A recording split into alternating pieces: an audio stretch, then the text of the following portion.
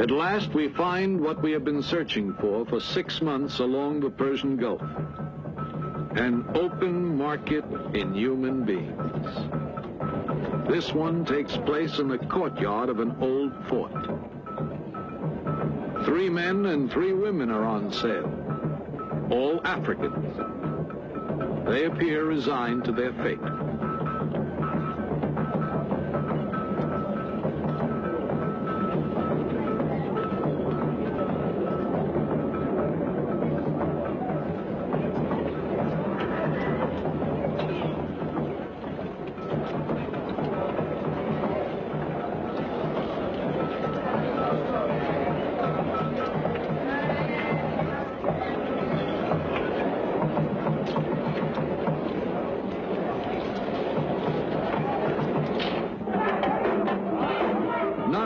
Slaves come from black Africa.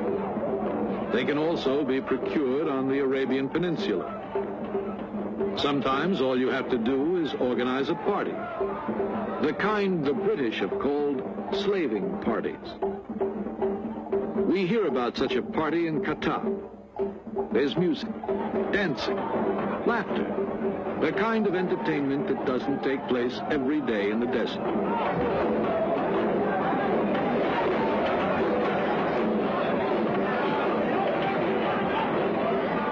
The girls come out of the shelter of their homes. They arrive from nearby villages.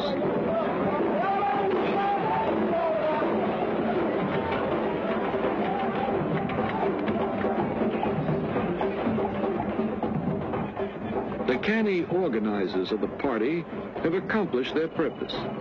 They can study the girls at their leisure, decide which ones they will try to buy from their fathers or their husbands, which ones they will have to kidnap. Slavery, we are told, has been abolished. In point of fact, it still survives. In a small villa on the outskirts of an African city on the Red Sea, he gathers the children of his prostitutes in what is officially called an orphanage. Actually, it is a training school for slaves.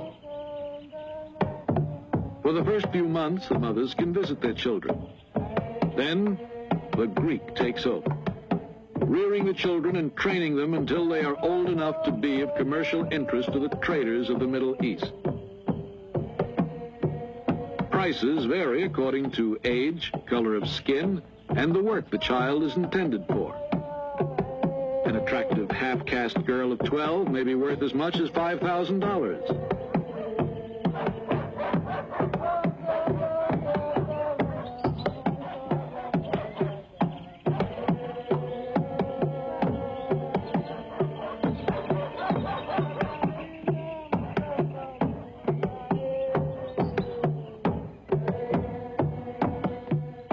We have been told that a mysterious but important personage is due to visit the Greek today. We wait, and he finally arrives, unaware of the telescopic lenses that are following his every move. He is a buyer come to examine the Greek's merchandise and to purchase the best of it.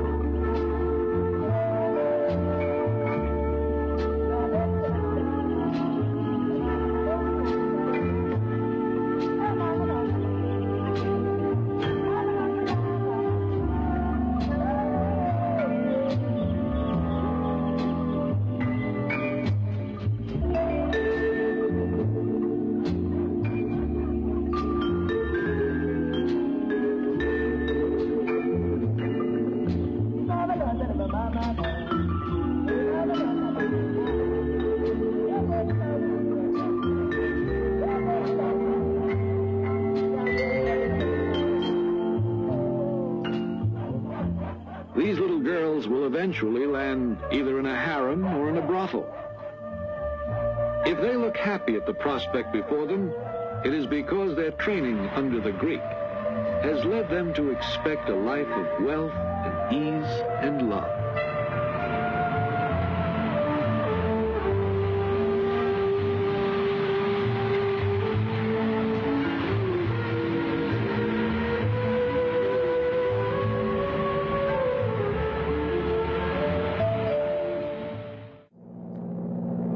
Several days later, we board a plane bound for Jeddah, a landing point for travelers to Mecca. We ask an officer on the plane the same question we had asked the captain of the ship.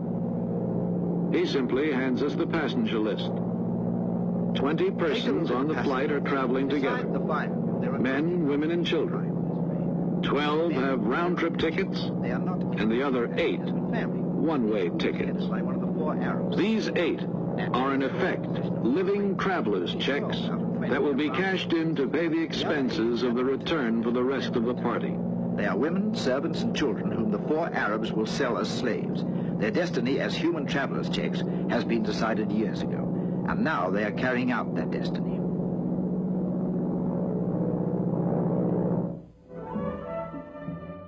Kuwait, with a population of scarcely 300,000, takes in close to $3 million a day in oil royalties. Not that these millions are allowed to trickle down, but to raise the standard of living of the people, of the Fellahin or the Bedouins. Instead, oil has brought in its wake a new biblical curse. It has raised the price of human flesh.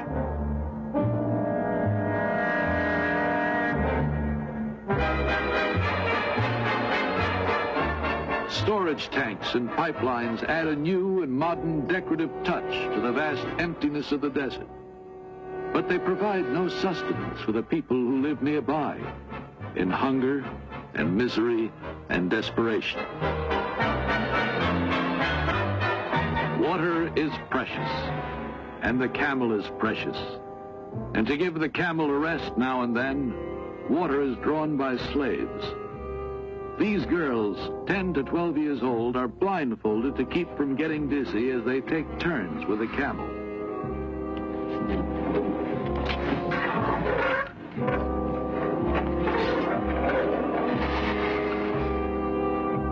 The most modern equipment available is used to extract oil from thousands of feet below the surface of the earth. But water must be drawn by the effort of human slaves. For luckier children, there are model schools inside the palaces. The pupils pray before lessons begin. We are permitted to film the pupils as they come out of the royal school. More than 100, we are told, are children of the sovereign himself. Following them are the children of the princes and high dignitaries. They're clean, well-disciplined, happy children. But note that some of them do not carry books. These are children of the oil rich. Their books are carried by their personal slaves. Slaves received as gifts from their parents on their birthdays. Slaves who will grow up alongside their masters and serve as their personal gods. Most of these are children of palace slaves, and according to the law, they too are slaves.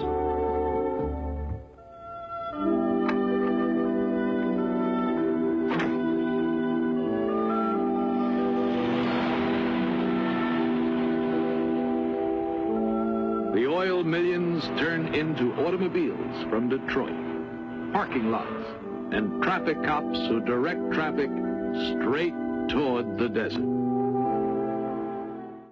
We travel along the edge of the Sahara to reach the Peuls, a pastoral people once numerous and powerful, now reduced to a few thousand by mass raids of slave merchants early in this century. They no longer have any cattle of their own. The great herds they lead to pasture are owned by Arab merchants, and the Peuls are so impoverished that they willingly offer themselves in slavery to the owners of these herds. But since they cannot all be taken, the young shepherds show their masters which are the strongest and most courageous among them by submitting to flagellation. The herd owners gaze impassively on the scene, enjoying vicariously the sadistic action before them, and knowing that the strongest will survive.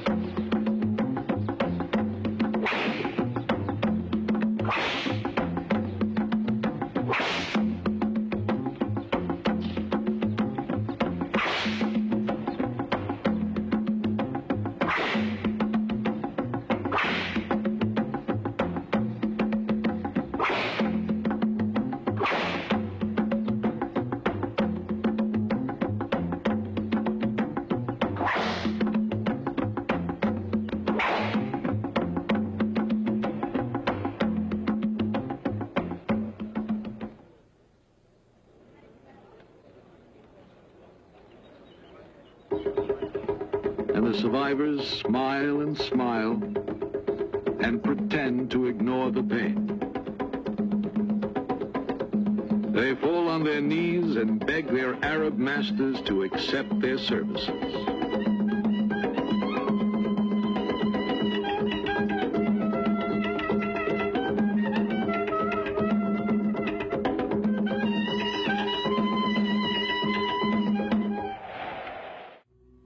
West to east, across the heart of Africa to Arabia. This is the great highway of slavery. Across these desert trails, we took our cameras for thousands of miles in search of secret caravans. The governments of the young African republics are doing everything in their power to wipe out the slave trade. Every day, military units on camels check the border zones. They pursue the caravans and examine the documents of the desert buses. Any of these may be engaged in the slave trade. On the border of Chad and the Sudan lies Fada, the base from which the camel patrols set out. Helicopters keep watch along the border. And we have been permitted to accompany the police on one such inspection. Yesterday, pilots spotted several caravans heading toward the wells of Kairouan, the only wells within a radius of 200 miles. All caravans leaving Chad to enter the Sudan must stop there to take on water after checking in at Fada. One caravan that suspiciously avoided Fada has moved into the throat of Kairouan, a bottleneck deep in the mountains of Enedi. Water surging from the springs here cannot evaporate because the high mountain walls keep out the sun's rays.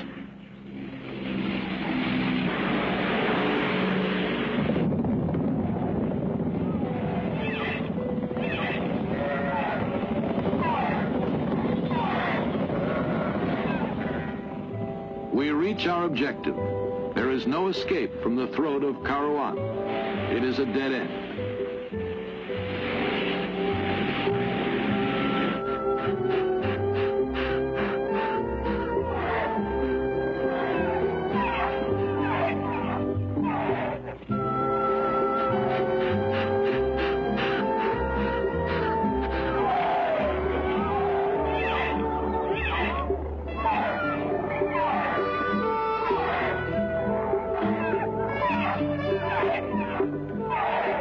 At first, this caravan looks like any other moving from place to place. Camels line up for a drink. Bedouins sit motionless, impassive. The police approach with their interpreter and get permission to search the merchandise.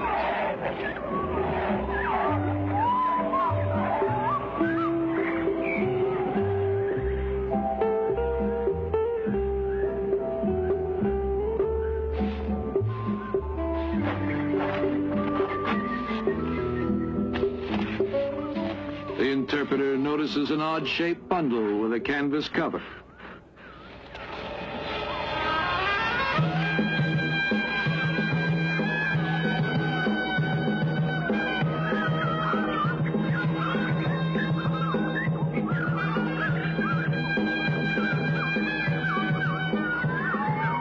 Where were they taking these children?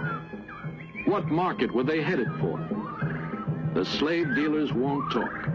The children don't know. So the police are unable to find out, and they lose a possible chance of closing off one more market in human beings. A government official gives us an interview on the subject of slavery.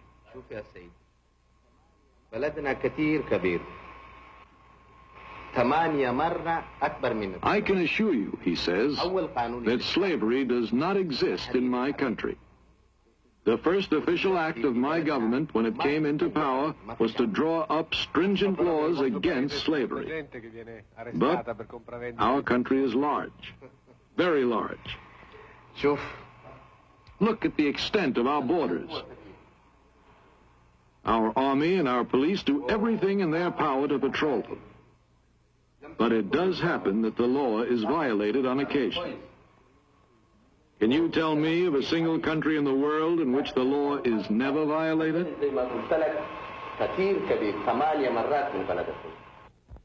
But here the law may be violated too often. Allahu Akbar, Allahu Akbar. Mit Gebeten hat man sie gelockt. Die Araber bringen bereits im 7. Jahrhundert den Islam nach Afrika und mit ihm die Sklaverei. Denn wer kein Moslem werden will, wird als Sklave in die muslimische Welt verschleppt. 17 Millionen Schwarzafrikaner trifft dieses Schicksal. Die Geschichte dieses Menschenhandels ist in Afrika bis heute ein Tabu. Tidiane Ndiaye bricht das Schweigen. Der senegalesische Anthropologe fordert, die Sklaverei der Moslems endlich aufzuarbeiten. In seinem Buch »Der verschleierte Völkermord« beschreibt Ndiaye dieses wenig erforschte Kapitel der Geschichte. Der muslimische Sklavenhandel war der längste in der Geschichte der Menschheit. Er währte 13 Jahrhunderte und hatte viel mehr Opfer als der Sklavenhandel nach Amerika, der 400 Jahre dauerte. Und das Traurigste daran ist, dass die meisten der Verschleppten unglücklicherweise keine Kinder bekommen konnten, weil sie kastriert wurden. In die arabische Welt, in die Türkei, nach Persien und nach Indien werden die Schwarzafrikaner verschifft. Oder sie werden durch die Sahara nach Nordafrika getrieben. Viele sterben schon bei den Überfällen auf die Dörfer, viele an den Strapazen des Transports. Wer auf den Sklavenmärkten ankommt, wird kastriert. Laut Ndiaye überlebt nur einer von 5 diese gefährliche Operation. Die grausame Prozedur trifft alle, die Männer, die auf Plantagen oder im Bergbau schuften, ebenso wie die, die im Haushalt arbeiten oder die Harems bewachen. Diese Eunuchen findet man noch Anfang des 20. Jahrhunderts. Die Araber und die Nordafrikaner waren Rassisten. Sie verachteten die Schwarzen. Deshalb wollten sie nicht, dass sie in ihren Ländern Kinder zeugten. Das erklärt, warum es dort heute keine starke schwarze Diaspora gibt wie in den USA, die eine Aufarbeitung dieser Geschichte fordert und eine Wiedergutmachung. An die Sklaverei der Europäer wird auf der senegalesischen Insel Gorée erinnert. Hier wurden Tausende eingepfercht und nach Amerika verschifft. Solche Erinnerungsorte forderten Ndiaye auch für den brutalen Menschenhandel der Moslems. Der ist für ihn ein Völkermord, denn ein Volk von Kastrierten kann keine Nachkommen zeugen und stirbt zwangsläufig aus. Die Versklavung geschah übrigens im Namen Allahs. Der Koran hat die Sklaverei niemals unterbunden. Im Gegenteil, es gibt viele Stellen im Koran, die die Versklavung von Nichtmuslimen empfehlen. Und im Gegensatz zur Ächtung der Sklaverei im Europa der Aufklärung gab es nie auch nur einen arabischen Intellektuellen, der sich je für die Sache der Schwarzen eingesetzt hat. Im Sudan rufen die Araber schon im 7. Jahrhundert den Dschihad, den heiligen Krieg gegen die Schwarzen, aus. Noch heute werden hier Tausende von ihren eigenen Landsleuten versklavt. Viele Afrikaner beten in Moscheen, obwohl ihre Vorfahren im Namen des Islam geknechtet wurden. Über Jahrhunderte wurden afrikanische Könige gezwungen, sich dem Islam zu unterwerfen und noch dazu Sklaven als Schutzgeld auszuliefern. Durch die Islamisierung wurden die afrikanischen Könige zu Mittätern. Wer sich dem Islam unterwarf, konnte der Versklavung theoretisch entgehen. Wer kein Moslem werden wollte, sollte gezielt gejagt werden. Das war der Grund für die Kollaboration und das entfachte viele Kriege zwischen den afrikanischen Völkern. Die Europäer schauen bis ins frühe 20. Jahrhundert zu. Obwohl sie den Menschenhandel längst verboten haben, dulden ihn die Kolonialarmeen vor Ort.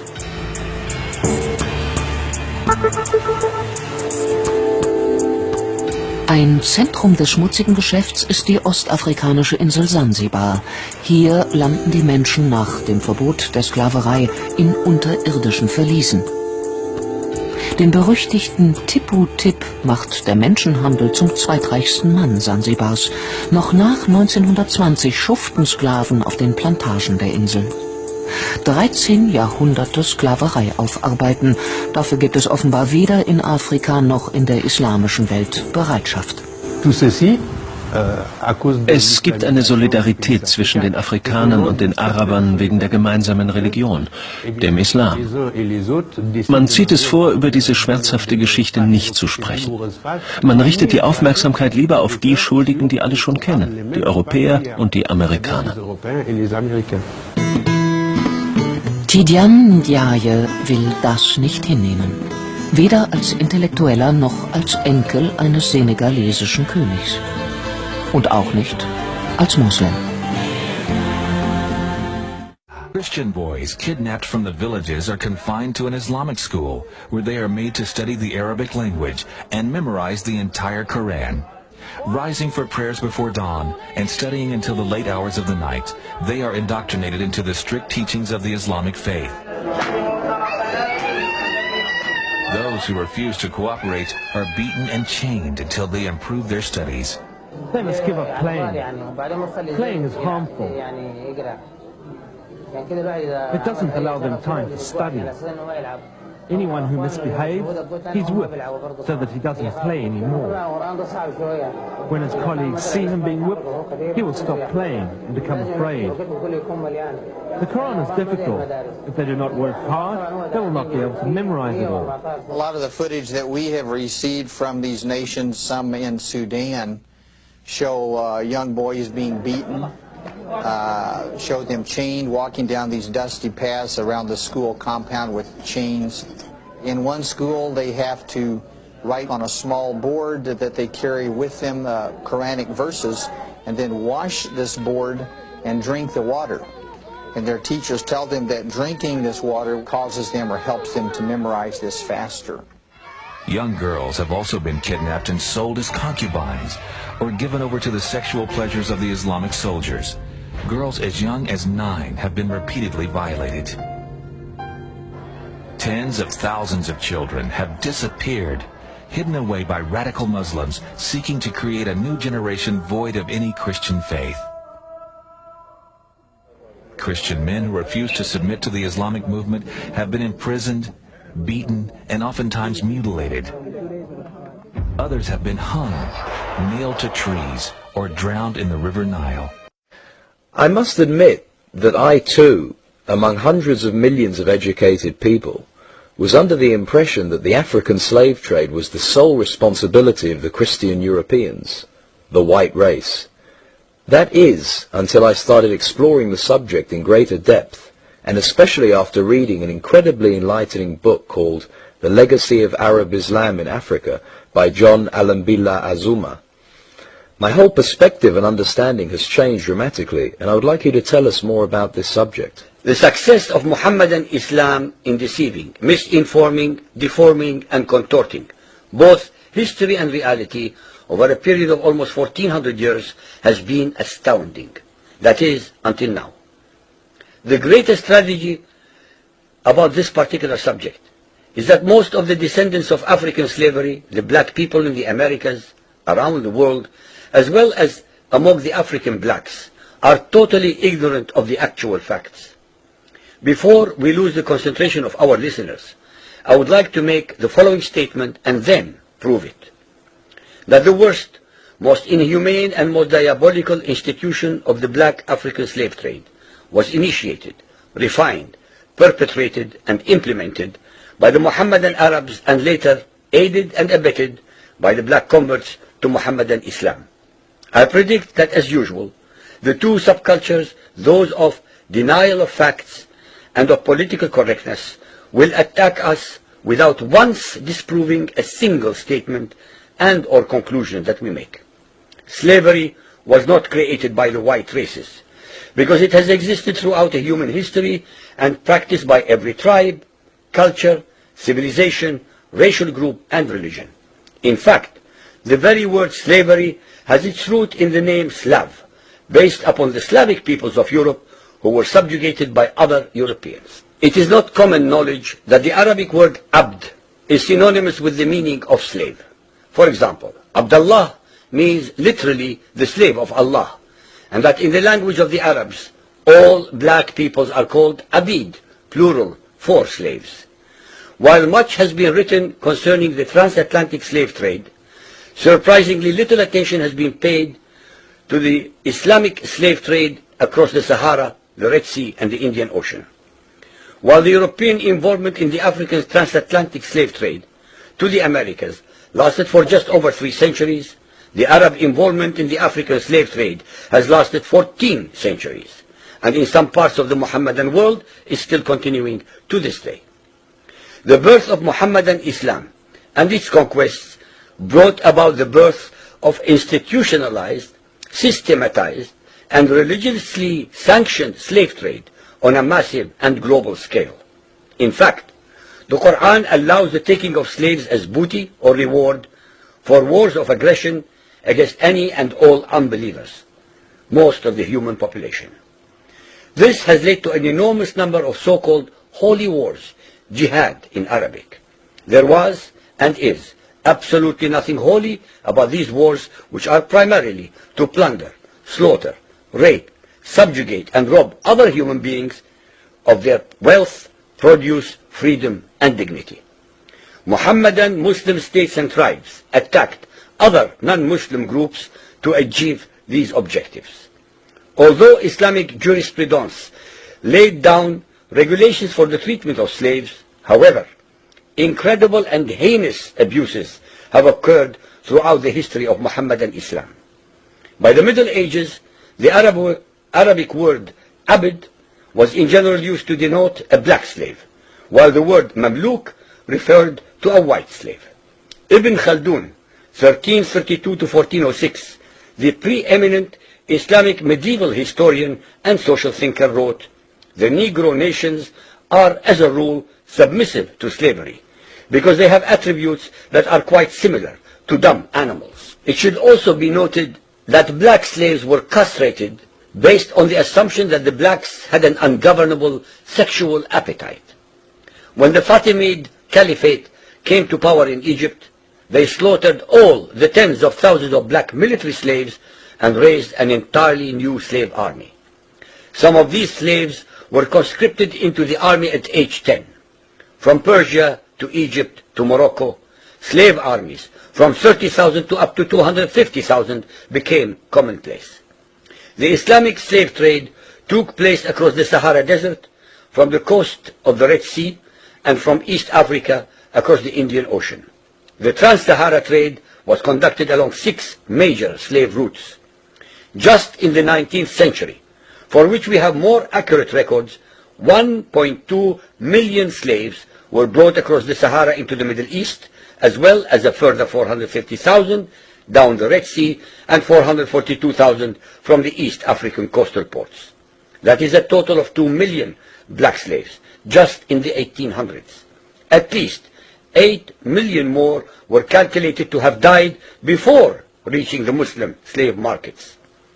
A comparison of the Islamic slave trade to the American slave trade reveals some extremely interesting contrasts. While 2 out of every 3 slaves shipped across the Atlantic were men, the proportions were reversed in the Islamic slave trade. 2 women for every man were enslaved by the Muslims. While the mortality rate of slaves being transported across the Atlantic was as high as 10%, the percentage of slaves dying in transit in the Trans-Sahara and East African slave market was a staggering 80 to 90%. While almost all the slaves shipped across the Atlantic were for agricultural work, most of the slaves destined for the Muslim Middle East were for sexual exploitation as concubines, in harems, and for military service. While many children were born to the slaves in the Americas, the millions of their descendants are citizens in Brazil and the United States of today. Very few descendants of the slaves that ended up in the Middle East survived. While most slaves who went to the Americas could marry and have families, most of the male slaves destined for the Middle East were castrated, and most of the children born to the women were killed at birth. It is estimated that possibly as many as 11 million Africans were transported across the Atlantic, 95% of which went to South and Central America, mainly to Portuguese, Spanish, and French possessions. Only 5% of the slaves ended up in what we call the United States today.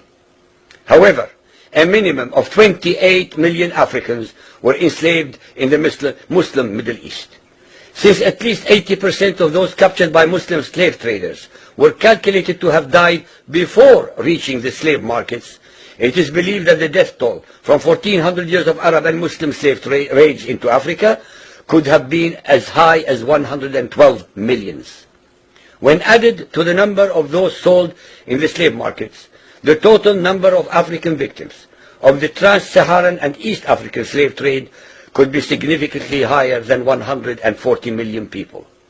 What is obscene about this whole subject is the Mohammedan, Muslim, and Arab culture of denial regarding their complicity in the African slave trade, as well as the ignorance of black Muslims about the reality of their past and present conditions.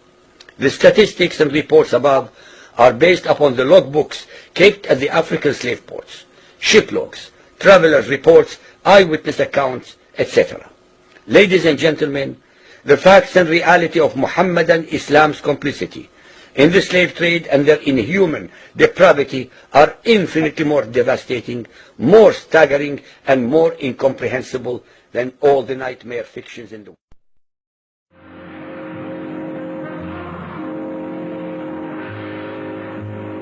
In Chad, a young woman is sold into marriage by her father for 100 salted loaves.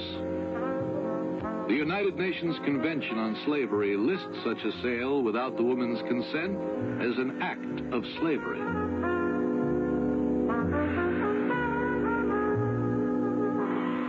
In the Volta Republic, 4 women may be worth a horse with harness.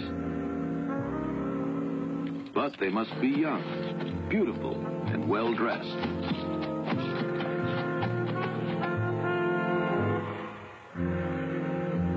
This little girl is worth exactly 70 empty bottles.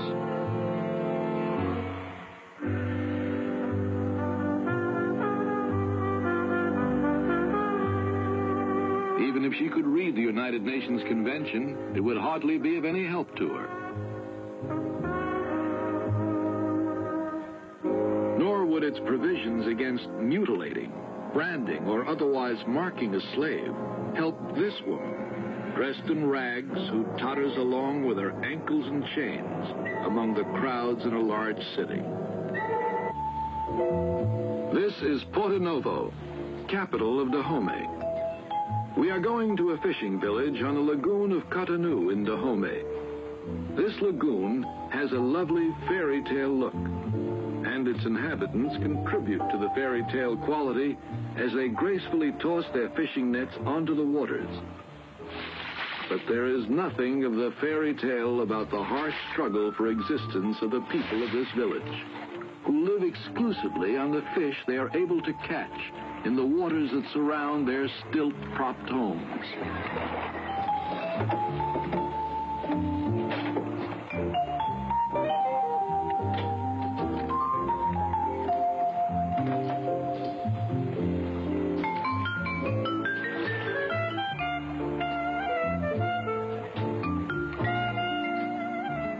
The village is famous in this region for the beauty of its girls, but the lagoon provides only a meager living at best, and many of the male children urge their parents to get rid of the females, the least useful members of the community for work and fishing.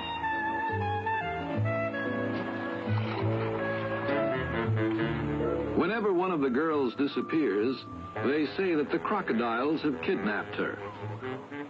The fishermen believe that these crocodiles are the incarnation of their ancestors, and they are therefore held to be sacred. The children look upon them as close relatives.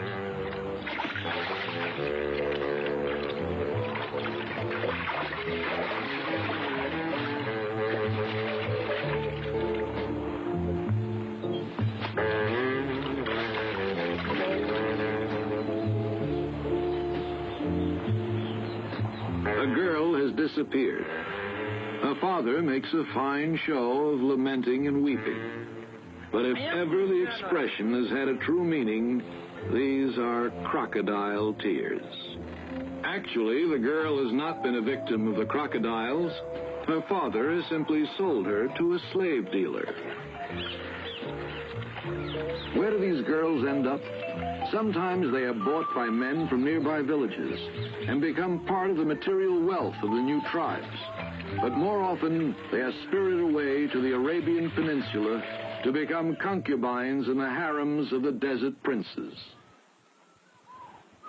2 cameras are hidden at a safe distance. A microphone is buried out of sight. Above all, we bring money.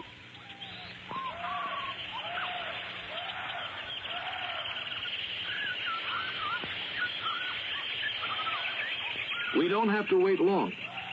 The dealer shows up with 2 women we have told him we want to buy.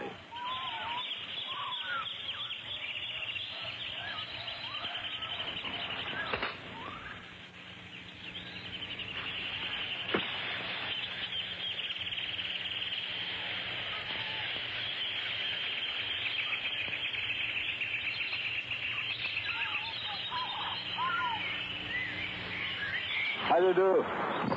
So smile, that's too much. How do you do? Fine. What is the name of this one? This is Margaret, and this is Mary. 300 pounds, 300 pounds. Can you see? Fine. The experiment has succeeded. We set our slaves free, seek a new master, if they are to survive.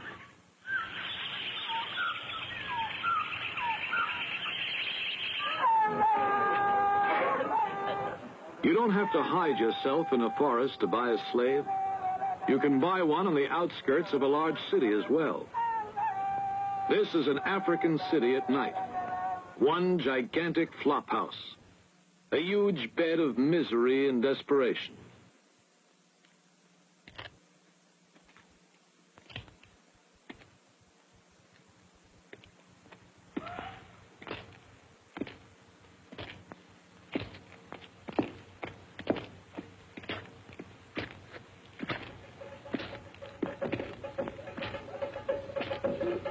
We have been told of a house that sells its merchandise to the biggest traders in Eastern Africa.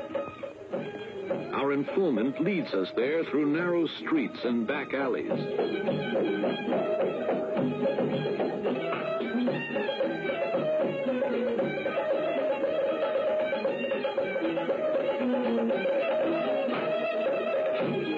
Then we watch a girl being bargained for by a rich merchant passing through town.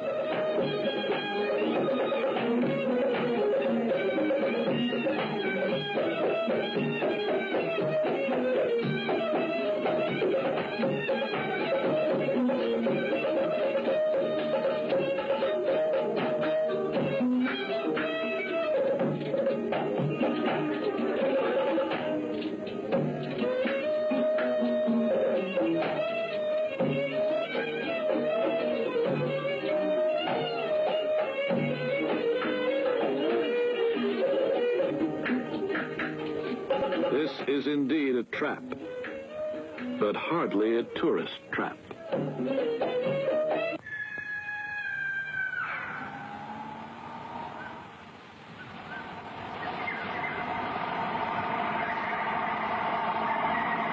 We are in the neighborhood of the oasis of Ahila, on the edge of an airfield abandoned after the war. An old plane lands, and simultaneously a truck emerges from the darkness.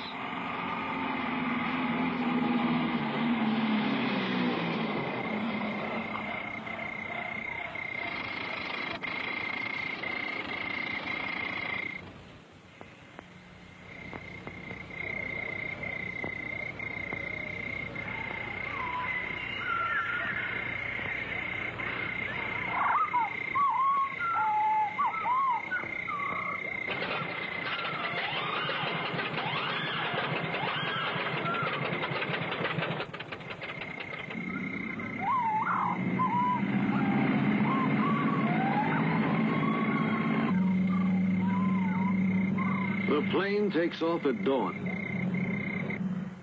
Do the pilots know what cargo they are flying and where these children end up?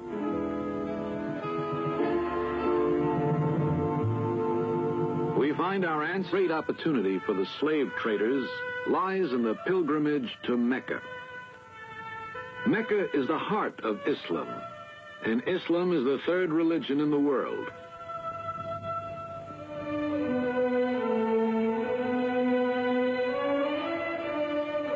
Show me one single Muslim country where slavery is not practiced, Prince Faisal of Saudi Arabia once said to a journalist.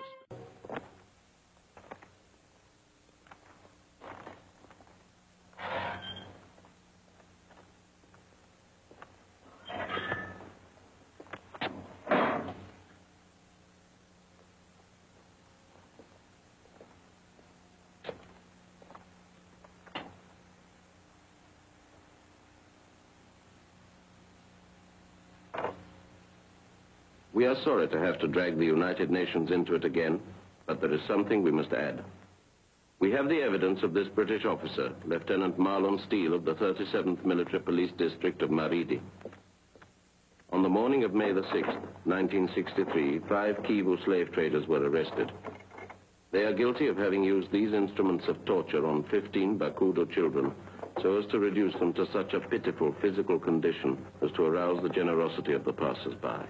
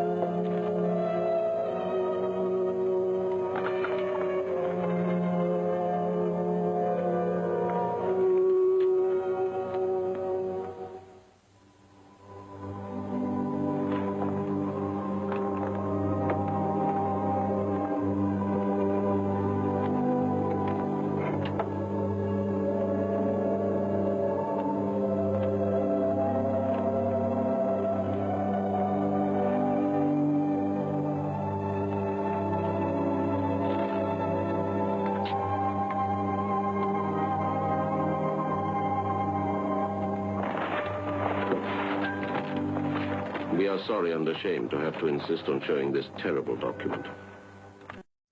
This young British officer who is collecting evidence is sorry and ashamed too, but it is his duty.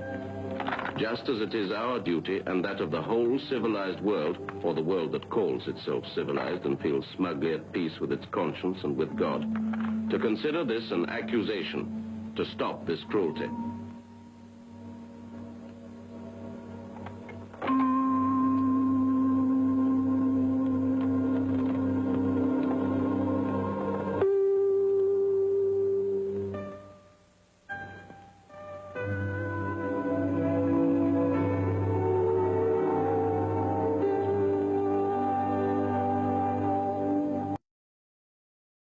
a poor neighbourhood of Mauritania's capital, Nouakchott.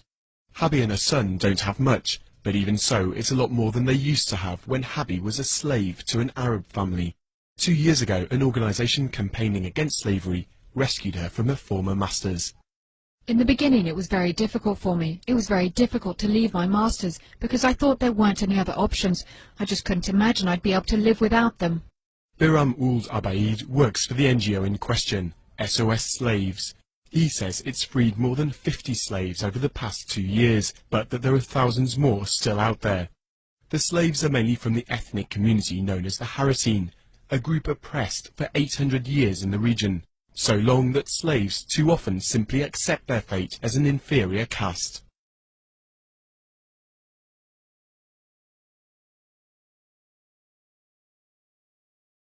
When you talk about slaves in Mauritania, you're talking about people who were born slaves.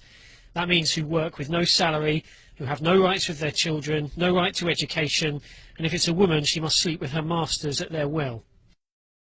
Messaoud Ould Bouker is ethnically a Harratine. He's a candidate for the presidential election and has risen to be president of the National Assembly, a first for his community. He's frustrated about the lack of progress. Just because I'm president of the National Assembly doesn't mean that the problems of my community are therefore resolved, or that there's even been any evolution. On the contrary, we're doing everything for the concrete cases of slavery which are on the way. People can't accept the fact that the government is treating these cases as slavery. Slavery was officially outlawed in Mauritania in 1981, but it only became a crime to own slaves in 2007. Theoretically, the offence holds heavy punishment, but in reality, nobody has so far been sentenced. Habi and her son might have been spared from their lives as slaves, but thousands of others haven't yet been so lucky. These ruins are all that's now left of the village of Niamlel in southern Sudan. Like many predominantly Christian villages in this area, it's been looted by Sudanese Arab militias from the Muslim north. They carry out regular raids on the Dinka tribespeople. They're supposedly freelance robbers, but the village is on the front line of the war between north and south. The Muslim government appears to turn a blind eye. This family says they've been left with nothing after the Arabs carried off goats and cattle and then burned the village.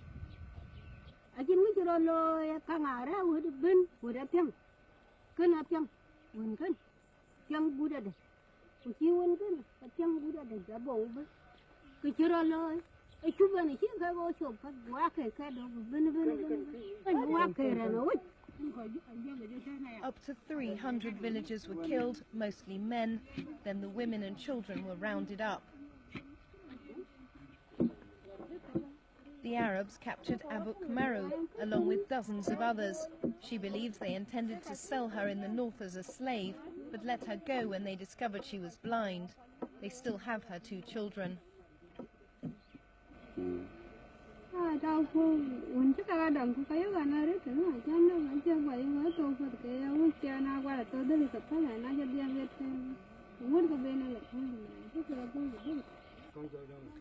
Akai Barjok was captured in the same raid along with her 3 children. She was rescued by her husband, who undertook the dangerous journey to the north, where he found his whole family had been sold into slavery.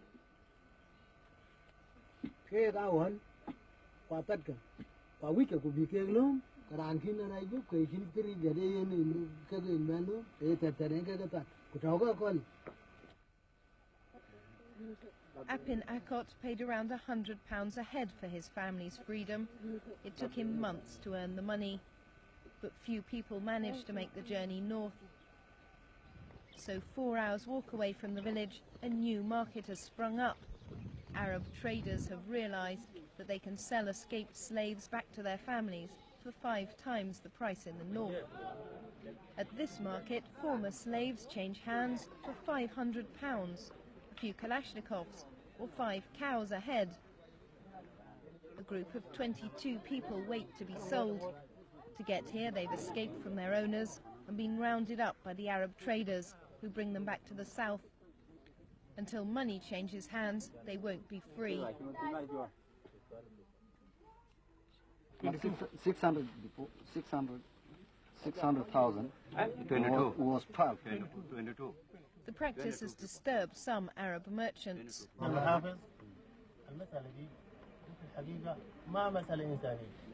الزول اللي بيخش في مسألة زي ده شبه ما فاهم أو ما بيعرف الحياة. إذا كان بيعرف الحياة ما بيخش في مشكلة زي.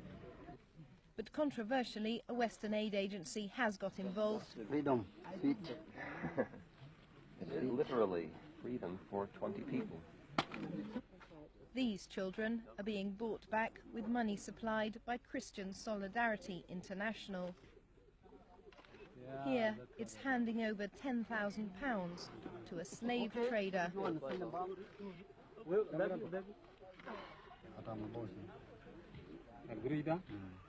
نشتغل نعيش بس ناكل ونشرب. ولا بتاع برك. ده لا ده التأمين اللي سمعته. أنا بقول القروش ده مالي أنا براي. The charity made a clandestine visit to the area, which is closed to aid workers. Baroness Cox, the British Conservative peer, defended the programme. You came here and you saw families whose children were enslaved, families who've lost everything. They've lost their livestock, they've lost their means of living, and they have to raise the equivalent of 5 cows to buy their child back. Would you leave those children in slavery if you could actually enable the local people to redeem their own children's freedom? The practice of taking slaves has flourished during Sudan's civil war. Niamlel village is close to the Sudan People's Liberation Army, fighting government forces in the north. It's alleged that the government is training and even arming the Arab looters to further its military goals. They are practicing the slavery and they are killing people, innocent people, without any reason. If they want to crush us, they should fight us alone without killing and abducting people and practicing slavery. In a situation of war, it is likely some mistake may take place. But I can assure you, it is not a policy, and we challenge those evidences which they have support to bring it to us, to take them to our appropriate authorities, and we can assure you we can respond to them. People like Alouat Majok may provide that evidence. She became a slave as a child. Her baby is the result of a rape by her Arab master and bears his name.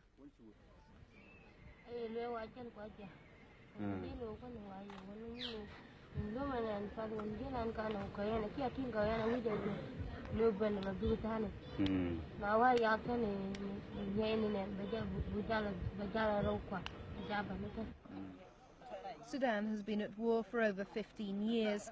It's left its mark on almost every aspect of life. International slavery was abolished 100 years ago, but in Sudan no one seems to have noticed its passing.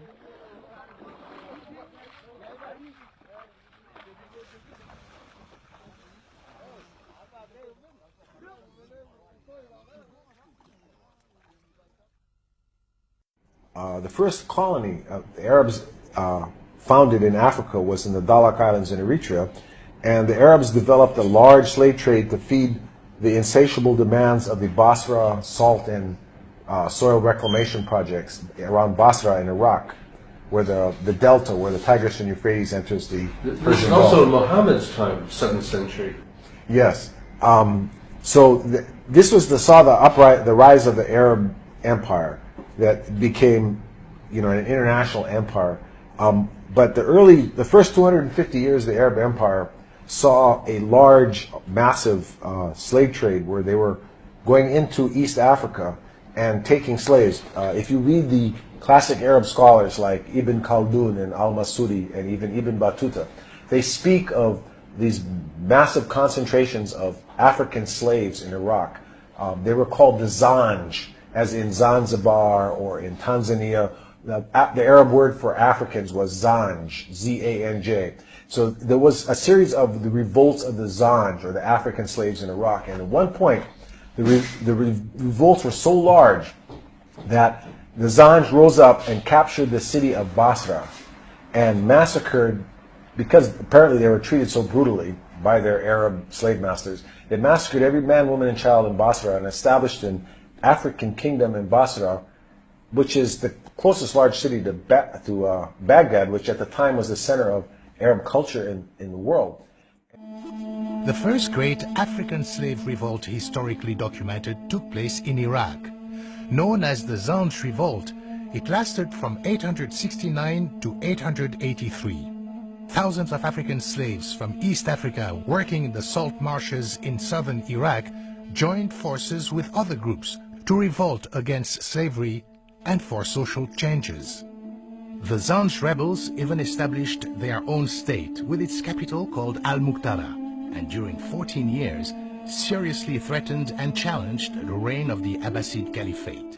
They spoke of, al-Masudi in particular spoke of one plantation in the salt fields of Basra that had 50,000 African slaves there. Now, if 50,000 African slaves were living there, to get those 50,000 African slaves, they had to capture 100,000 able-bodied adults in East Africa. Because out of every 2 slaves that are captured, 1 would die in transport.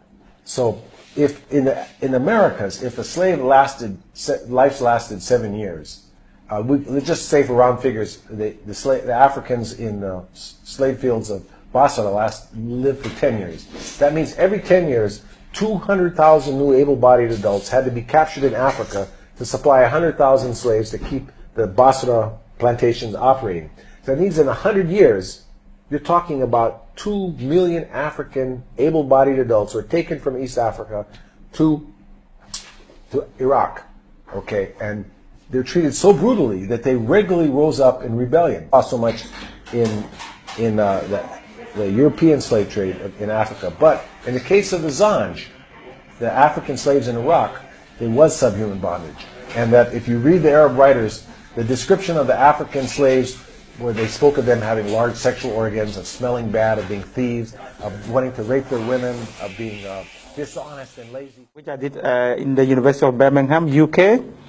And I wrote the book because there was very little writing on some of the themes that I wanted to address, that I addressed in the book, having to do with the theme of Islam's interaction with African traditional religions, the whole history of jihad in West Africa, and as part of that, a very important part of that, the slave raiding and the slave trade that happened within West Africa by Muslim communities. That was why I wrote the book, because not many had written on these kind of themes in Islam history in West Africa. Now, I'd like to look at one of the topics in your book, the topic of colonization. We know that the Christian West colonized Africa. The West has acknowledged this and is self-critical in this regard. Did the Islamic empires colonize Africa? Well, yes, there was a lot of activities on the part of Muslims in Africa, especially in West Africa. What happened there was not necessarily outside colonization, but there was a form of colonization in the sense that the dominant Islamic tribes conquered weaker tribes and imposed Islamic rule over them. And therefore, there was some kind of internal colonization going on. The Fulani in West Africa in particular were very much in the habit of conquering and imposing Islamic rule on other tribes. So that was a form of internal colonization, yes. What about with the Arab conquest of North Africa? Was that a form of colonization?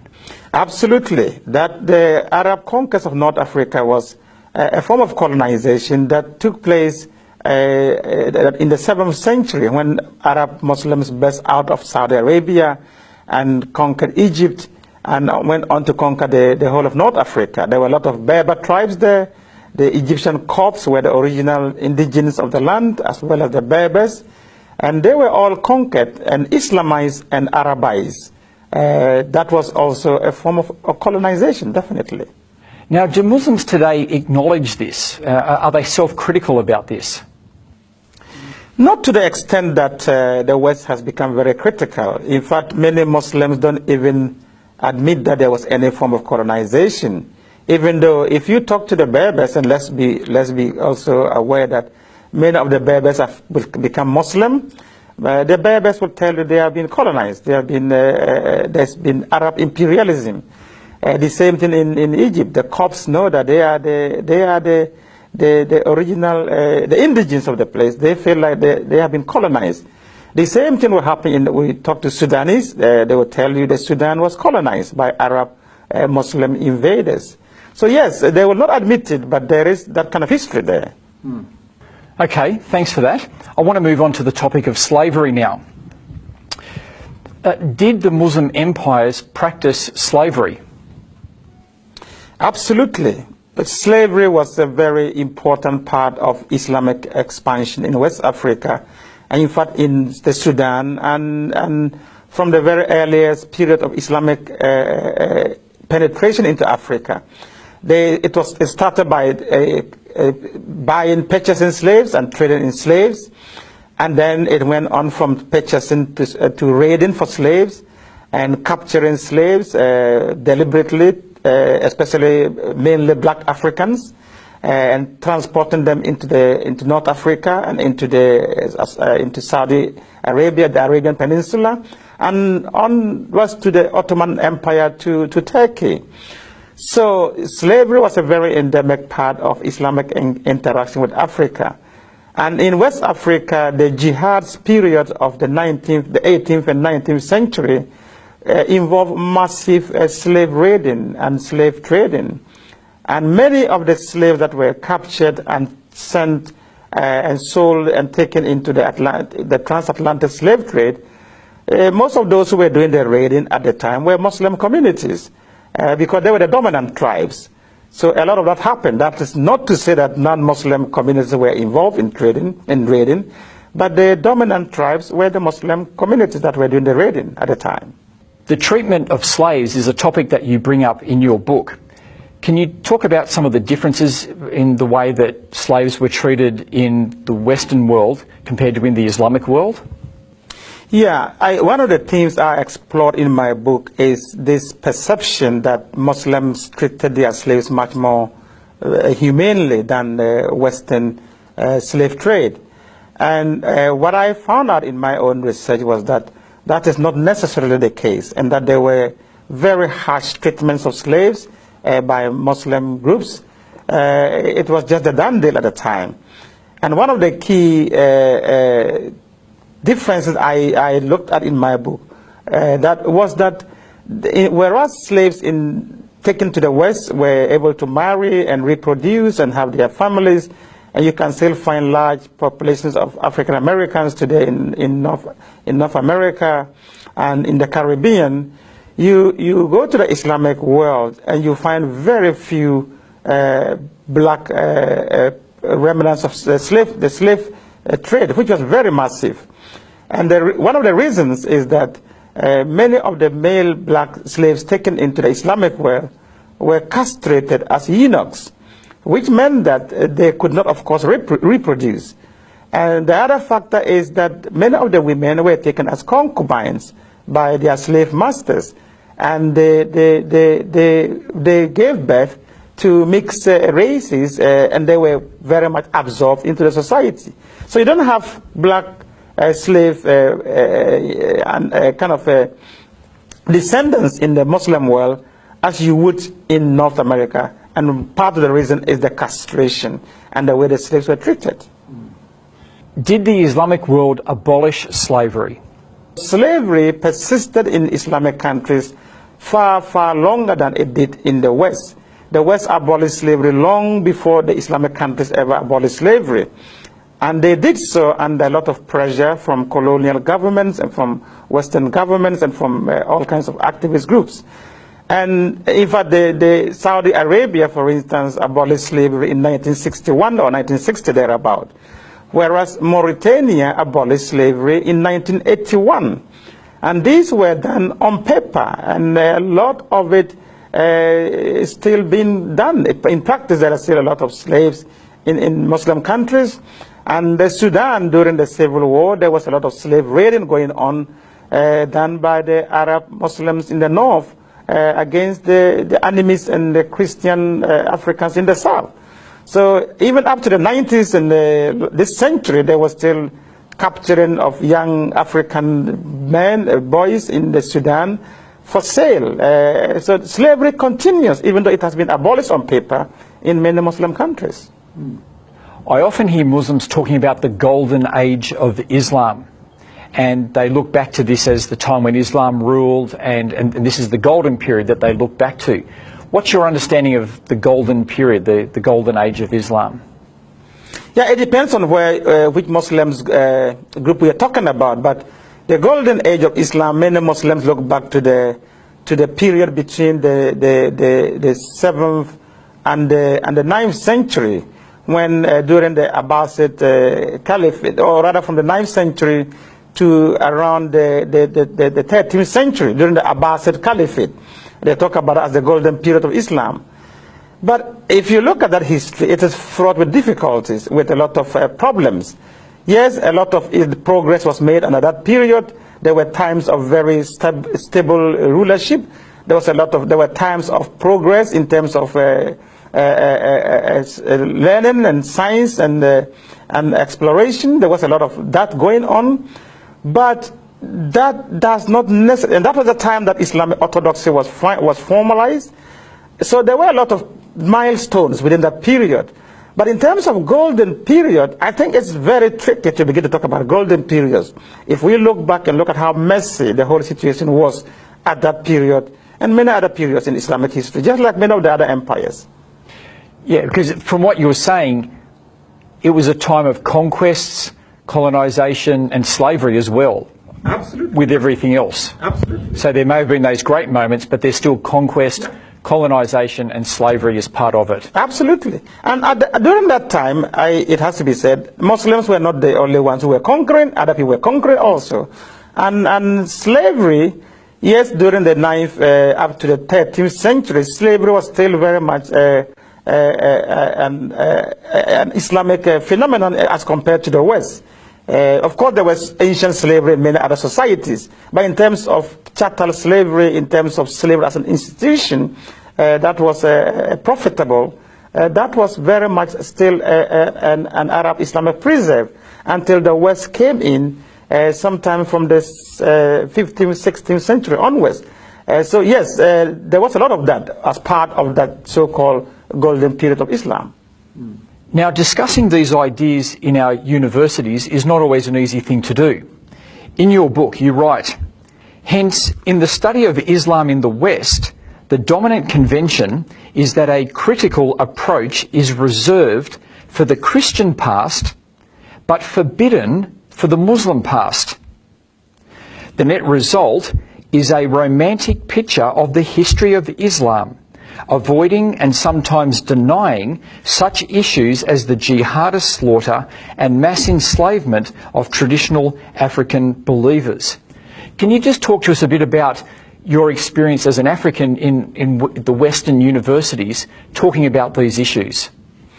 Yeah, that is actually a very important question. I, as an African who embarked on the study of Islam in Africa, was very frustrated that, especially back in the 90s when I was doing my studies, that Western academics were shying away, almost self-censoring on these difficult themes of jihad, of the violence associated with jihad, and the slave raiding and slave trade that was very massively undertaken by Muslim societies in Africa. And some only noted in a footnote, and we don't want to discuss it. And that was very frustrating. Meanwhile, they will go at length and talk freely and openly about the Western transatlantic dimension of slave trade. And so for me, this painting of a very romantic picture of the Islamic past in Africa was hindering interfaith dialogue and dialogue between Muslims and Christians in particular.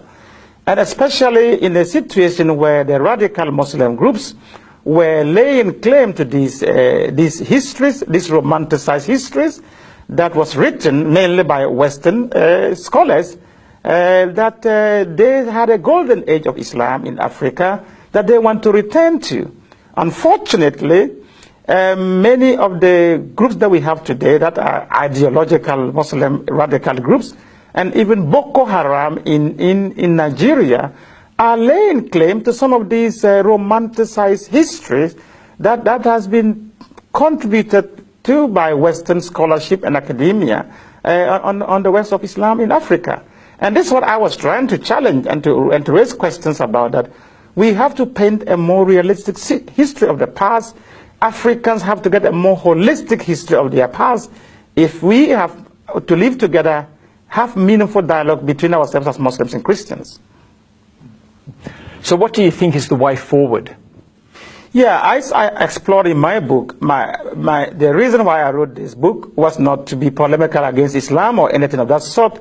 It was simply to say to African Muslims, my co-Africans, fellow Africans, that look, both on the Islamic and Christian fronts and the past, we have difficult histories with the way these traditions interact with Africa. So we need to take both histories critically. We need to study the histories critically, instead of denying and romanticizing one history.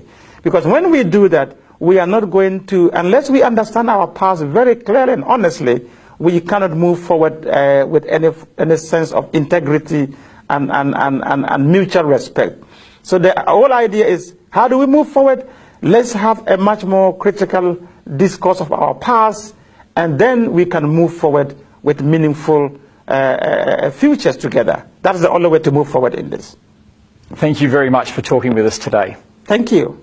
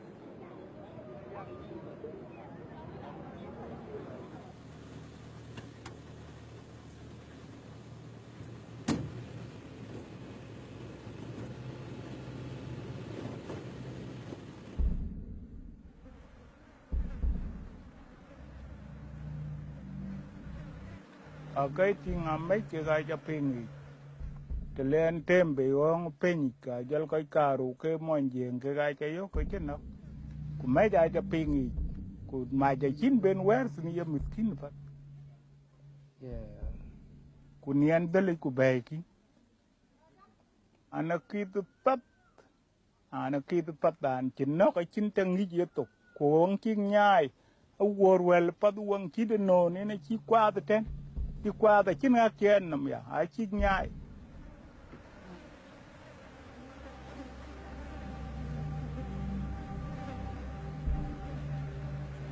Sudan. Since 1952, this enormous African country has been struck by a civil war between the north and the south. One of the horrible consequences of this war is the revival of slavery.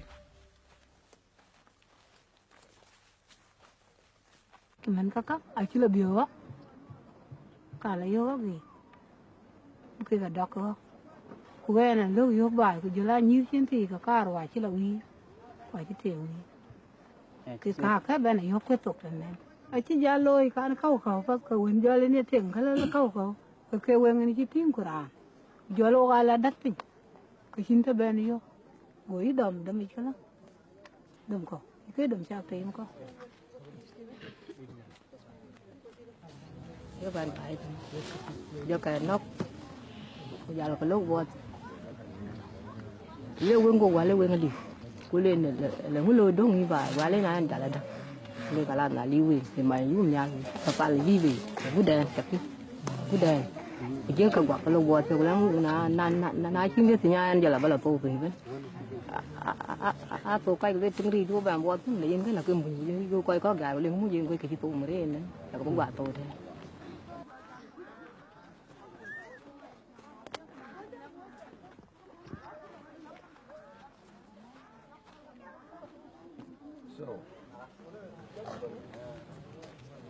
So there were, what, 414 slaves, so it's 20,700,000 Sudanese pounds that we owe you. Or put it in his, okay, that's 5 million, that's 5.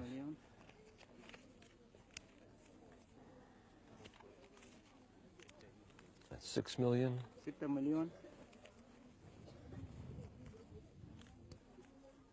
13 million. 13 million. We are here and you have come back because there are many people around the world who've heard about the suffering of the slaves in Sudan. I can only name a few, but I think of Bishop Caesar Matsalari and Bishop Makram Ghazis.